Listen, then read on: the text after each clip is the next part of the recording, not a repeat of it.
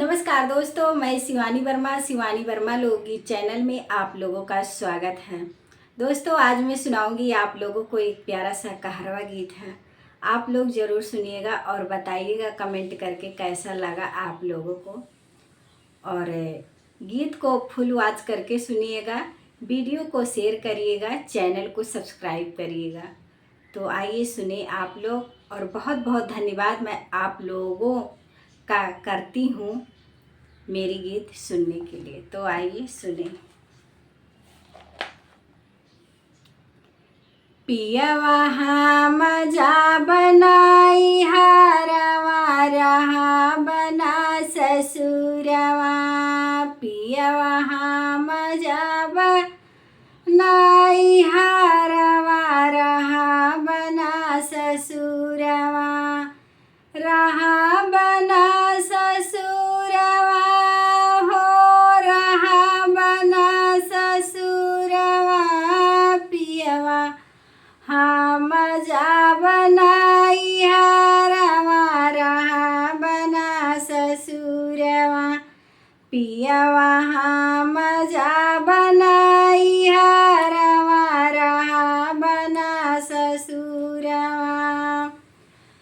माई तहार मोर भैया गरिया मैं हाथवा हिलावाई दातवा देखावे।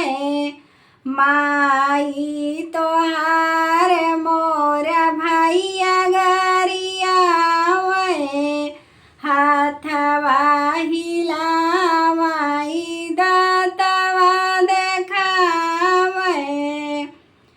पियवा लागे हमरे डारिया हम गइले कचाई। पियवा लागे हमरे डारिया हम गइले कचाई। हम गइले कचाई हो, हम गइले कचाई। पियवा मजा बनाई हरवा रहा बना ससुरवा। पियवा मजा बनाई हरवा रहा बना ससुरवा। भाऊजी तोहार पिया पलंग चढ़ी बैठे। भाऊजी तोहार पिया पलंग चढ़ी बैठे। आडर लगावाई हाथवा हिलावाई। आडर लगावाई हाथवा हिलावाई। गाय जेठनी से हम कचाई पिया। गाय जेठनी से हम कचाई पिया। कचाई पिया हो, कचाई पिया। दियत हम के नाइयर भेजाई पिया। देत्यो हम के नैहर भेजाई पिया। पियवा मजा बनाई हरवा रहा बना ससुरवा। पियवा मजा बनाई हरवा रहा बना ससुरवा। देवरा कयादत पियनी कौन लागे।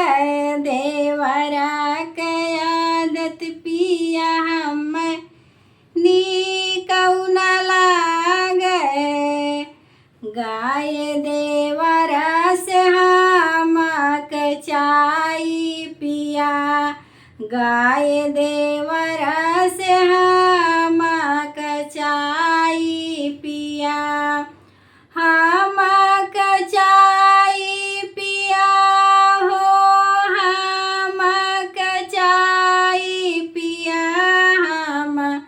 जा बनाई हरवा रहा बना ससुरवा हम जा बनाई हरवा रहा बना ससुरवा रहा बना ससुरवा हो रहा बना ससुरवा हम जा बनाई हरवा रहा बना ससुरवा हम जा बनाई हरवा